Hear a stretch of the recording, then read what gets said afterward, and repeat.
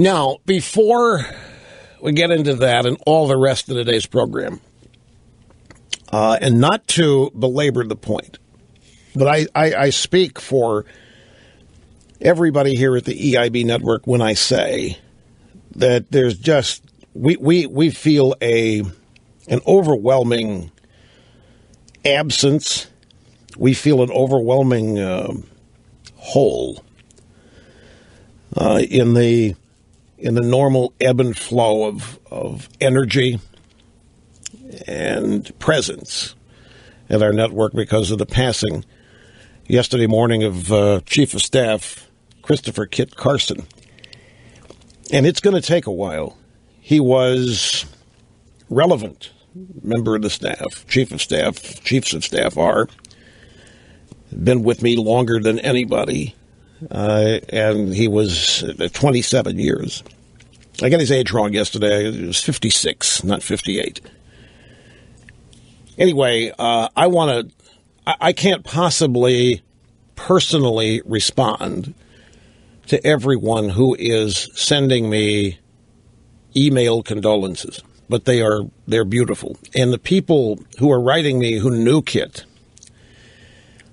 are telling me stories that I didn't know, things that had happened with when they had interacted with Kit. Funny stories. They were descriptions of his magnanimous and gracious and hilarious personality. And it's not.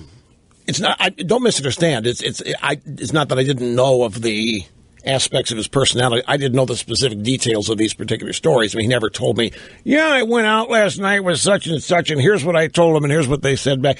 That only happened when I wanted to know what happened with certain things. And most of these stories, they're just fabulous, and they're great. And Eric Bolling at Fox News yesterday at 5 o'clock on their show did a wonderful trip. A lot of people have. Eric Erickson at Red State. I mean, a lot of people in their blogs and on their own radio or TV shows have made mention of it. I got the nicest note from Mike Allen at the Politico about it. Everybody's just being really, really gracious, and it's a testament. I mean, Kit knew all these people. He interacted with them as a in the course of the business day. And they all loved him. And he was unthreatening, even though his job was to tell all of them no. And by the way, let me explain that again, because I also got some emails. I got some emails from people. What does this mean, tell no? I mean, people don't understand that. And I thought I explained it yesterday, but let me tackle it again. And then I got a number of emails from people. Why haven't we heard about this guy before? And they didn't put it that way, but so why don't you talk about these people more why can't we hear these people during the program when you're talking to them? Why are they always silent? This kind of thing. And there's understandable questions that an audience would have of a pioneering radio show, wondering how it's done, why it's done that way. You're shaking your head in there, Snurdly. What are you? Well, I always joked that it was too dangerous to give these people a microphone, folks. I mean, they say things to me that if they ended up, if the things they say to me in the intercom here, the IFB, like if Kit would talk to me right now, if something popped into his head and I'm saying something about it, he would interject a comment or an opinion. And yeah, I'm telling you, if he had a microphone that went out, you think I'd put this program in jeopardy. It would have been, and they're free, by the way, knowing nobody's ever going to hear them. They are free to be totally forthcoming. Believe me, it's an advantage. But there's another reason too, folks. And I imagine this one's going to be hard to understand too. Back when the program started in 1988, I mentioned Kit Carson all the time.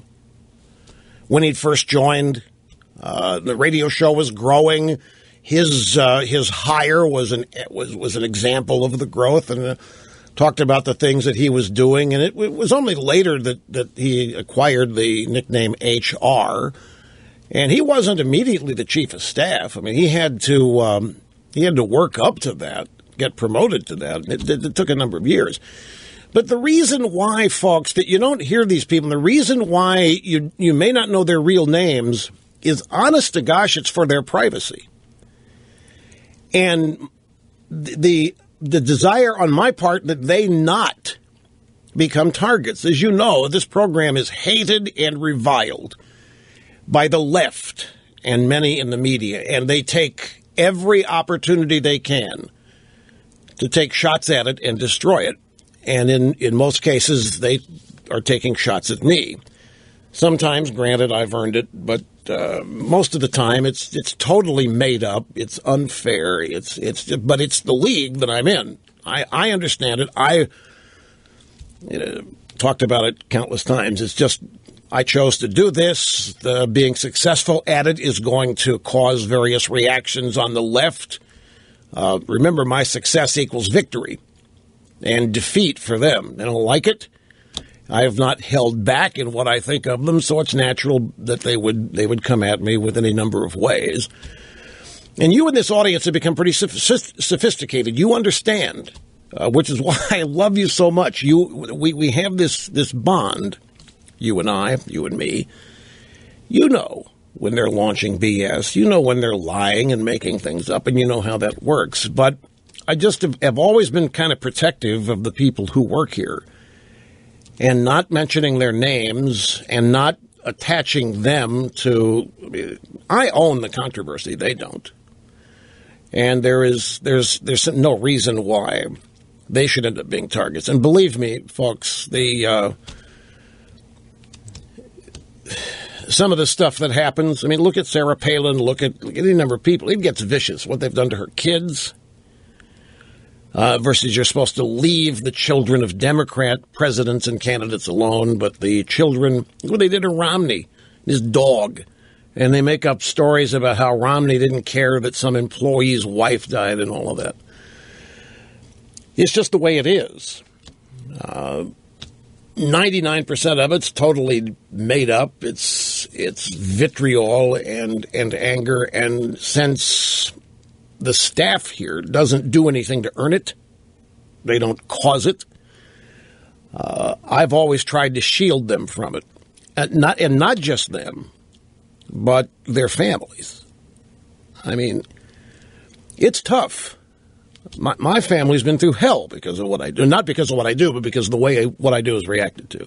And I've been blessed, by the way, with a totally supportive and understanding family. But it's not, it's just not something I thought that people on my staff ought to have to put up with. And I didn't want them going home and having their names and their reputations ripped to shreds in the media because they work with me, and have their wives and their kids see that.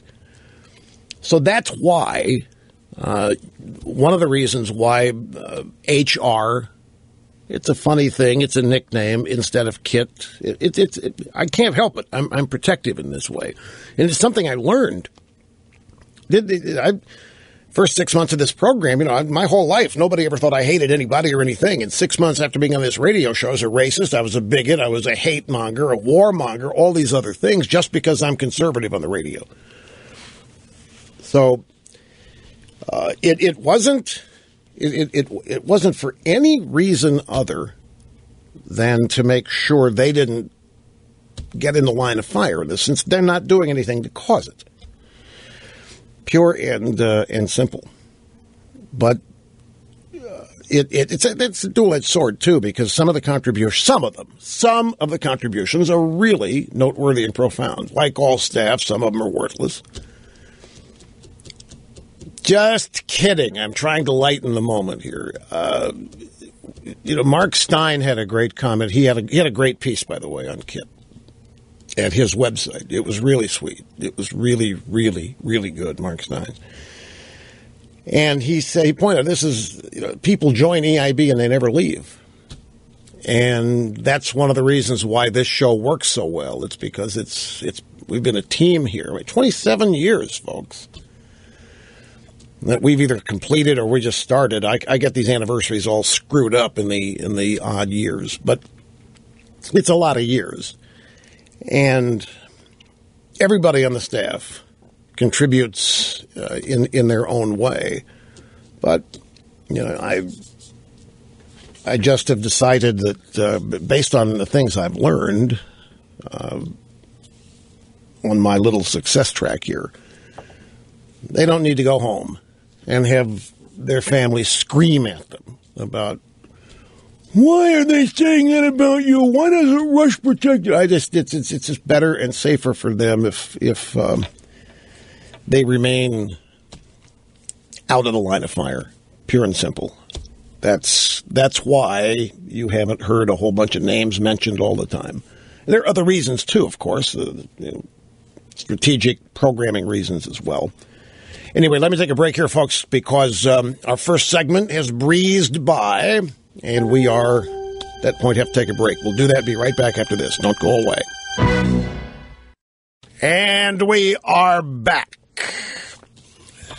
Rush Limbaugh behind the golden EIB microphone here at the Limbaugh Institute for Advanced Conservative Studies. A couple of more things. The Kit Carson's family, his wife Teresa and his kids, have asked if there are any remembrances that they be donations to one of two places: Leukemia Lymphoma Society of America or Memorial Sloan Kettering Cancer Center in New York, which is where Kit was treated. They loved him there. I've never seen this before. Doctor cried when he was released to go home on, I guess it was Tuesday of last week. Doctor cried. She had really grown attached to him. One of the reasons why, besides an engaging personality, was how courageously and good-naturedly he fought it.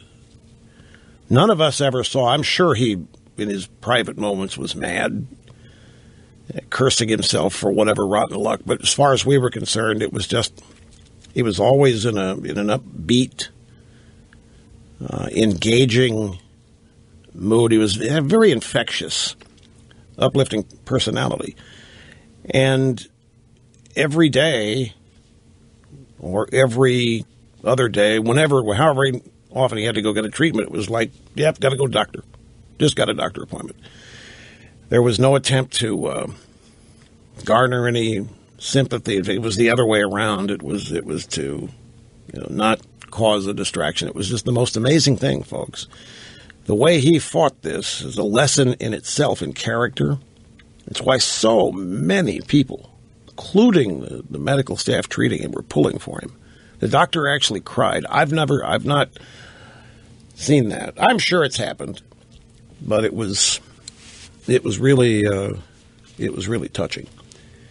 So, Leukemia Lymphoma Society of America or the Memorial Sloan Kettering Cancer Center. I think Memorial Sloan Kettering Cancer will get it done. Anyway, just a couple more things here. What did I promise? Oh, yeah, do I need to elaborate on this?